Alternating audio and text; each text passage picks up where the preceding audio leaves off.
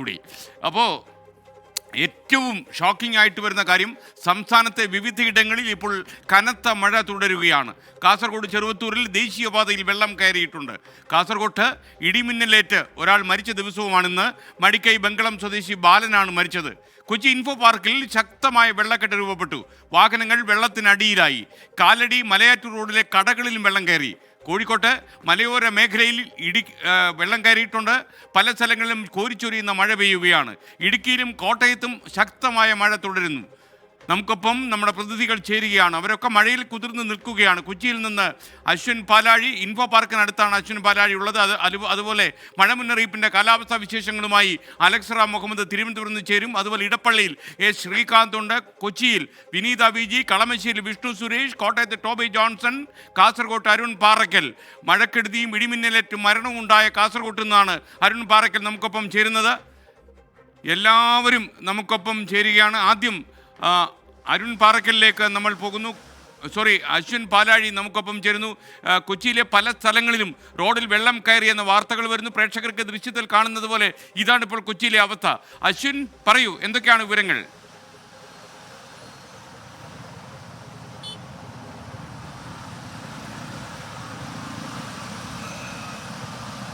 നമ്മളിപ്പോൾ ഉള്ളത് Kakkanad info പാർക്കിലാണ്. Info പാർക്കിലെ അവസ്ഥ വളരെ ദയനീയമാണ്. നമുക്ക് ഈ ദൃശ്യങ്ങളിൽ കാണാവുന്നതുപോലെ കഴിഞ്ഞ 1 മണിക്കൂറായി ഇൻഫോ പാർക്കിന് പ്രധാന ഗേറ്റ് അടക്കമുള്ള സ്ഥലങ്ങൾ വെള്ളത്തിനടിയിലാണ്. വാഹനങ്ങൾ അല്പമെങ്കിലും കടന്നു പോകാൻ തുടങ്ങിയത് ഒരു 5 മിനിറ്റ് മുമ്പ് മാത്രമാണ്. നേരത്തെ ഇരുചക്ര വാഹനങ്ങളൊന്നും പോകാൻ കഴിയാത്ത തരത്തിൽ ഈ മേഖലകളിൽ വെള്ളം കയറിയിട്ടുണ്ടായിരുന്നു. അതിനെ തുടർന്ന് 1 മണിക്കൂറോളം ഏകദേശം ഒരു 5 കിലോമീറ്ററോളം നീളത്തിൽ ഗതാഗത കുരുക്കും അനുഭവപ്പെട്ടിരുന്നു. ഇൻഫോ പാർക്ക് മാത്രമല്ല, കൊച്ചിയുടെ പല മേഖലകളിലും സമാനമാണ് അവസ്ഥ. മലയോര മേഖലകളിലേക്ക് മഴ തുടങ്ങിയിട്ട് 2 മണിക്കൂറാകുന്നു. ഇപ്പോഴും അത് കുറയാതെ തുടരുകയാണ്. പക്ഷേ നഗരമേഖലയിലേക്ക് വരുമ്പോൾ അല്പം മഴയ്ക്ക് കുറവുണ്ട്.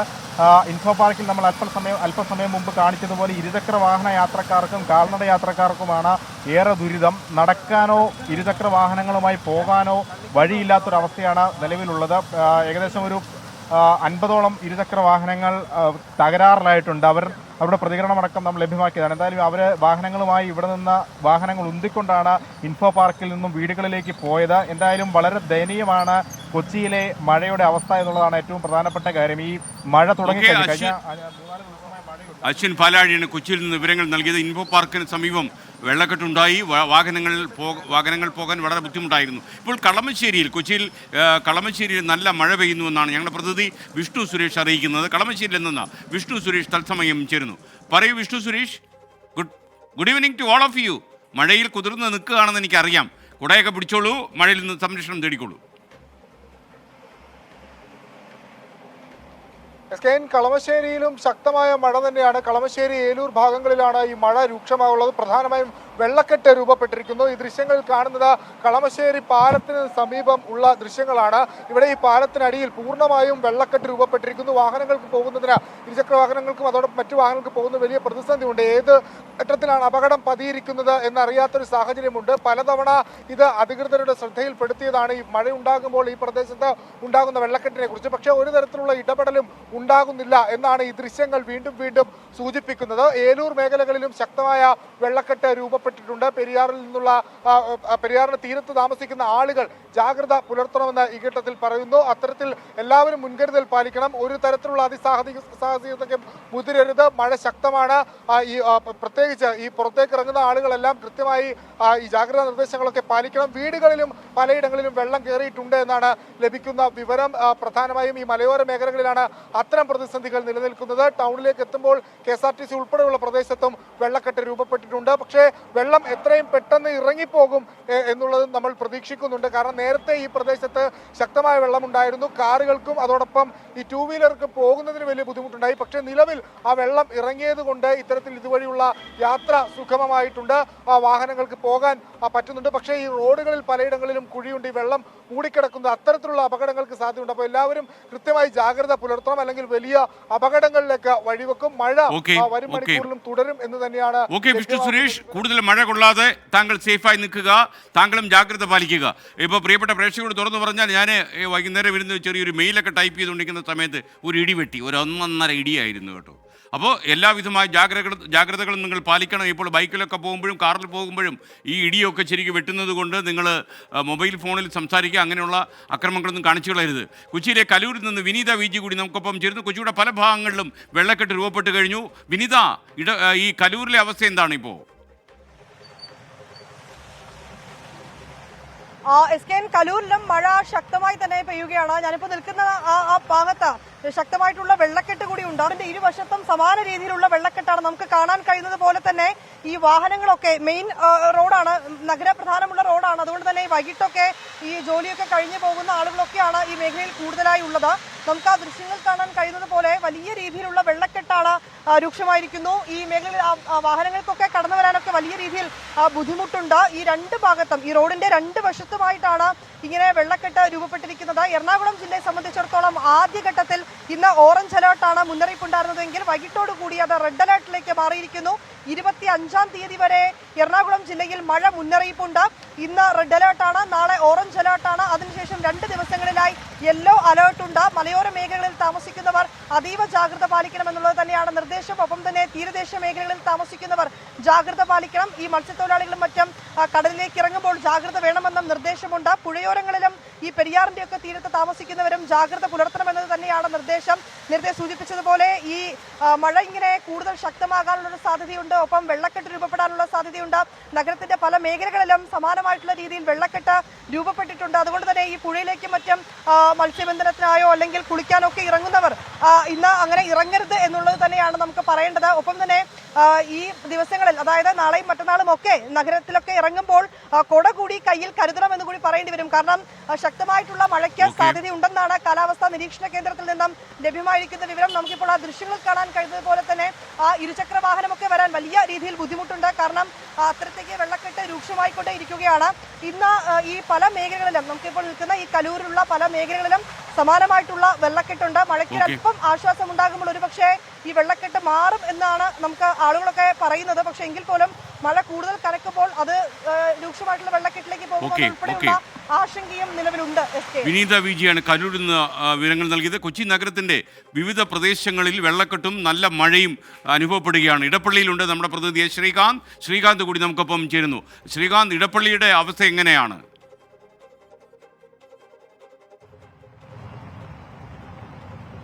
SKN ദേ ഇങ്ങോട്ടൊന്ന് നോക്കി, ഈ ഇടപ്പള്ളിയുടെ യഥാർത്ഥ അവസ്ഥ നമുക്കിപ്പോൾ കാണാൻ സാധിക്കും. കാരണം ഇത് കടലാണോ കായലാണോ എന്ന് തിരിച്ചറിയാൻ പറ്റാത്ത രീതിയിൽ ഈ ഒരു റോഡിന്റെ ഇപ്പോഴത്തെ അവസ്ഥ മുഴുവൻ വെള്ളം കയറി വെള്ളം കെട്ടിക്കിടക്കുന്ന ഒരു സാഹചര്യം. പ്രധാനപ്പെട്ട റോഡാണ്, നഗരത്തിലെ ഏറ്റവും പ്രധാനപ്പെട്ട റോഡാണ്. അവിടെയാണ് ഇത്രയധികം വെള്ളം കയറിയത്. ഇത് ഇത്രയും വെള്ളം ഇങ്ങനെ വെള്ളക്കെട്ടുണ്ടാകാൻ ഒരു പ്രധാനപ്പെട്ട കാരണം എന്ന് പറയുന്നത് ഇവിടെ റോഡ് പണി നടക്കുന്നുണ്ട്. NH-ന്റെ ഈ ഭാഗത്തുള്ള ഓടയൊക്കെ തന്നെ തട്ടിപ്പൊളിച്ച് ഈ റോഡ് പണിക്ക് വേണ്ടി വൃത്തിയാക്കിയിട്ടിരുന്നു. അതിനാൽ ഈ വെള്ളം ഒഴുകി പോകാൻ 1 ഇഞ്ച് സ്ഥലം പോലുമില്ല എന്നുള്ളതാണ് പ്രശ്നം. അല്പസമയം മുമ്പ് നമ്മളിവിടെ വന്നപ്പോഴൊക്കെ തന്നെ കടകളിലേക്കൊക്കെ വെള്ളം കയറുന്നു.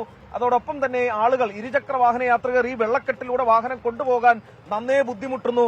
മുഴുവൻ ബ്ലോക്ക് ഇടപ്പള്ളി നമ്മൾ ഈ അടുത്തിടെ കണ്ടതിൽ വെച്ച് ഏറ്റവും ഭീകരമായ ബ്ലോക്ക് നമുക്കിവിടെ കാണാനും സാധിക്കും. ഈ സിഗ്നലിന് തൊട്ട് സമീപം തന്നെ ഈ വെള്ളക്കെട്ടിലേക്ക് ആ ഭാഗത്തേക്ക് വന്നാൽ നിരനിരയായി, ഏതാണ്ട് കുന്നുംപുറം ജംഗ്ഷൻ മുതൽ ഇടപ്പള്ളി വരെ നിരനിരയായി വാഹനങ്ങൾ കാണാൻ സാധിക്കും. ഇഴഞ്ഞിഴഞ്ഞാണ് ഇതിലെ വാഹനങ്ങൾ നീങ്ങുന്നത്. ഏത് ഭാഗത്താണ് ഈ വെള്ളക്കെട്ട് മൂലം വലിയ കുഴികളുള്ളത് എന്ന് മനസ്സിലാക്കാൻ സാധിക്കുന്നില്ല. ഇരുചക്ര വാഹന യാത്രികരൊക്കെ തന്നെ മറിഞ്ഞു വീഴുന്നത് നമ്മൾ തന്നെ നേരിട്ട് കാണുകയും ചെയ്തിരുന്നു.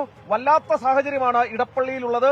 വെള്ളം ഒഴുകിപ്പോകാൻ പോലും സ്ഥലമില്ലാത്ത സാഹചര്യം ഈ ദൃശ്യങ്ങളിൽ കാണാൻ സാധിക്കുന്നത് ഇടപ്പള്ളിയുടെ നേർക്കാഴ്ചയാണ്. ഈ വൈകുന്നേരത്തെ ഏതാണ്ട് ഒരു 1.5-2 മണിക്കൂറായി മഴ നിർത്താതെ പെയ്യുന്നുണ്ട്.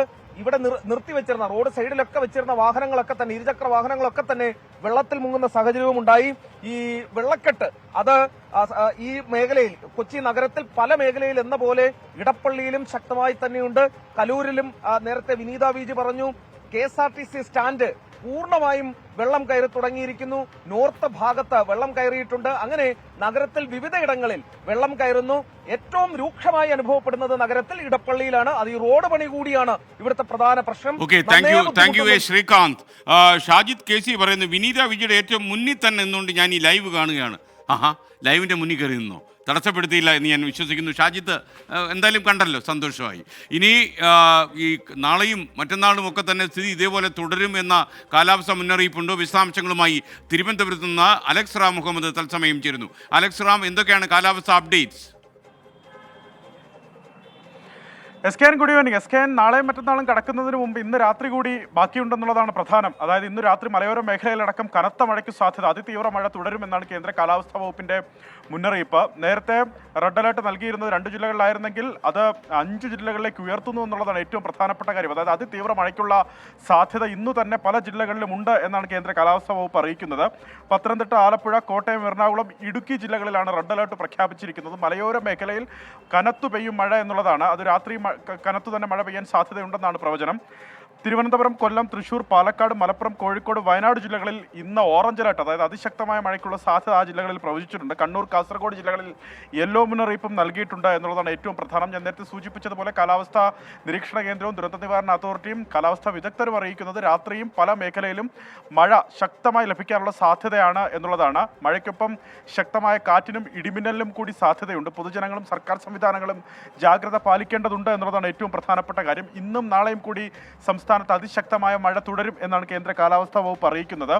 നാളെയും 14 ജില്ലകളിലും മഴ മുന്നറിയിപ്പുണ്ട്. അതിൽ തന്നെ എറണാകുളം, ഇടുക്കി, തൃശൂർ, പാലക്കാട്, മലപ്പുറം, കോഴിക്കോട്, വയനാട് ജില്ലകളിൽ നാളെ അതിശക്തമായ മഴയ്ക്കുള്ള സാധ്യതാ മുന്നറിയിപ്പായ ഓറഞ്ച് അലർട്ടാണ് പ്രഖ്യാപിച്ചിരിക്കുന്നത്. ഈ മഴ അടുത്ത അതായത് വെള്ളിയാഴ്ച വരെ തുടരും എന്നാണ് കേന്ദ്ര കാലാവസ്ഥാ വകുപ്പ് അറിയിക്കുന്നത്. വെള്ളിയാഴ്ച വരെ തുടരുമ്പോൾ അത് മധ്യ കേരളത്തിലും അതുപോലെ തെക്കൻ കേരളത്തിലുമായിരിക്കും അതിൻ്റെ അടുത്ത ദിവസങ്ങൾ, അതായത് നാളത്തേക്ക് ശേഷമുള്ള 2 ദിവസങ്ങളിൽ മഴ ശക്തമാകുമെന്ന് അറിയിക്കുന്നു. പക്ഷേ ഈ 2 ദിവസവും വ്യാപകമായി പരക്കെ ശക്തമായ മഴ, അതിശക്തമായ മഴ, ചിലയിടങ്ങളിൽ അതിതീവ്രമായ മഴയ്ക്കുള്ള സാധ്യത നിലനിൽക്കുന്നു എന്നുള്ളതാണ് അറിയിപ്പ്. തീരവുമായി ബന്ധപ്പെട്ട് പ്രധാനപ്പെട്ട നിർദ്ദേശം നിലനിൽക്കുന്നുണ്ട്. കേരള തീരത്ത്, തെക്കൻ കേരള തീരത്ത് ഒരു ചക്രവാത ചുഴി നിലനിൽക്കുന്നുണ്ട്. അതിനാൽ അറബിക്കടലിൽ ശക്തമായ കാറ്റിനും മോശം കാലാവസ്ഥയ്ക്കും സാധ്യതയുണ്ട്. മത്സ്യത്തൊഴിലാളികൾ ഇനി ഒരു അറിയിപ്പുണ്ടാകുന്നതുവരെ കേരള തീരത്ത് നിന്ന് മത്സ്യബന്ധനത്തിന് പോകരുത് എന്നാണ് നിർദ്ദേശം. ആ നിർദ്ദേശം കർശനമായി മത്സ്യത്തൊഴിലാളികൾ പാലിക്കണമെന്ന് ദുരന്ത നിവാരണ അതോറിറ്റി അറിയിക്കുകയും ചെയ്യുന്നുണ്ട്. കേരള തീരത്തും തെക്കൻ തമിഴ്നാട് തീരത്തും ഉയർന്ന തിരമാല എന്ന് പറയുമ്പോൾ 3 മീറ്ററിന് മുകളിൽ വരെ ഉയർന്ന തിരമാലയാണ്. ആ ഉയർന്ന തിരമാലയ്ക്കും കടലാക്രമണത്തിനും സാധ്യതയുണ്ട് എന്ന മുന്നറിയിപ്പ് നൽകുന്നുണ്ട്. മത്സ്യത്തൊഴിലാളികളും തീരദേശവാസികളും ജാഗ്രത പാലിക്കേണ്ടതുണ്ട്. SKN എന്താണെങ്കിലും ജാഗ്രത 2 ദിവസം കൂടി തുടരണം. Okay, thank you Alex Ram Muhammad. Sajeesh Damodaran പറയുന്നു, വെള്ളം ഒഴുകി പോകേണ്ട സ്ഥലങ്ങളിൽ മതിലുകളും കെട്ടിടങ്ങളും പണിതിട്ട് വെള്ളക്കെട്ടെന്ന് പറഞ്ഞിട്ട് വല്ല കാര്യമുണ്ടോ എന്നാണ് അദ്ദേഹം ചോദിക്കുന്നത്. കോട്ടയത്ത് ചെറുതായി മഴ മാറി നിൽക്കുന്നുണ്ട്. കുറച്ച് സമയത്തിന് മുമ്പ് നല്ല മഴയായിരുന്നു കോട്ടയം നഗരത്തിൽ. ടോബി ജോൺസൺ ലേറ്റസ്റ്റ് അപ്ഡേറ്റ്സുമായി നമുക്കിപ്പം കോട്ടയം നഗരത്തിൽ നിന്ന് ചേരുന്നു. ടോബി, പറയൂ.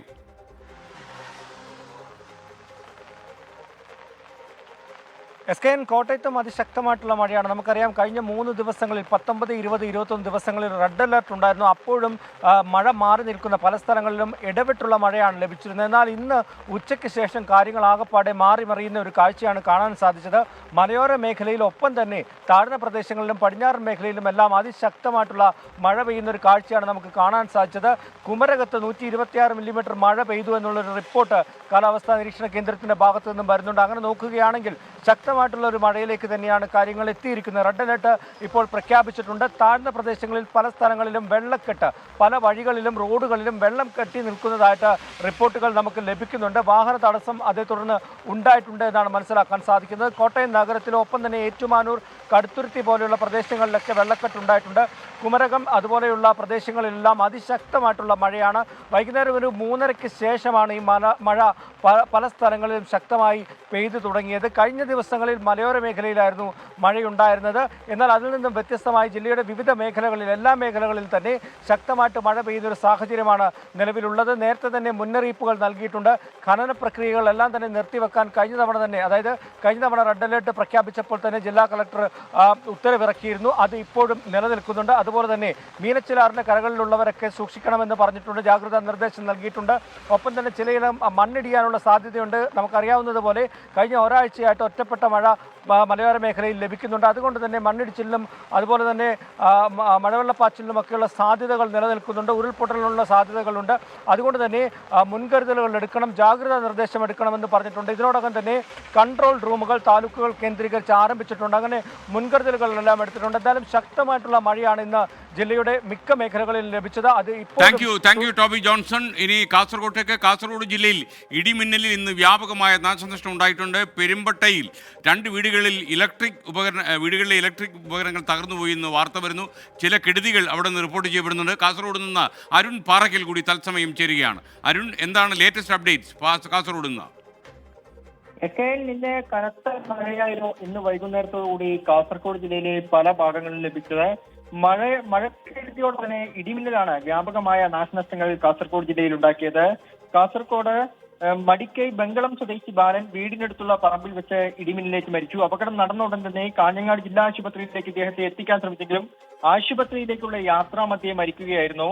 ഇടിമിന്നലിൽ ഉദുമയിലും പെരുമ്പട്ടയിലും വീടുകൾക്ക് നാശനഷ്ടമുണ്ടായി. ഉദുമയിൽ ബെവൂരിലെ രതീഷിന്റെ വീടിനും മതിലിനും ഭാഗികമായ നാശനഷ്ടമാണ് ഉണ്ടായത്. തെങ്ങ് കത്തിച്ച് നശിക്കുന്ന ഒരു സാഹചര്യമുണ്ടായി.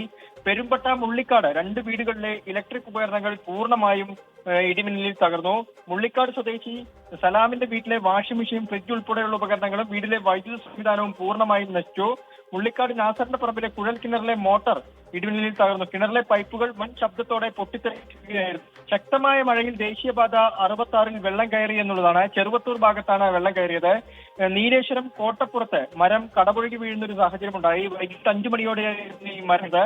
ഈ സമയത്ത് റോഡിൽ വാഹനങ്ങളില്ലാത്തതിനാൽ അപകടം ഒഴിവായി. എന്തായാലും മഴയ്ക്കിപ്പോൾ നേരിയ തോതിലുള്ള ശമനം വന്നിട്ടുണ്ട് സ്കെയിൻ, പക്ഷേ ഇടിമിന്നൽ ഇപ്പോഴുമുണ്ട് സ്കെയിൻ. ഓക്കെ, കാസർഗോഡ് നിന്ന് അരുൺ പാറയ്ക്കലാണ്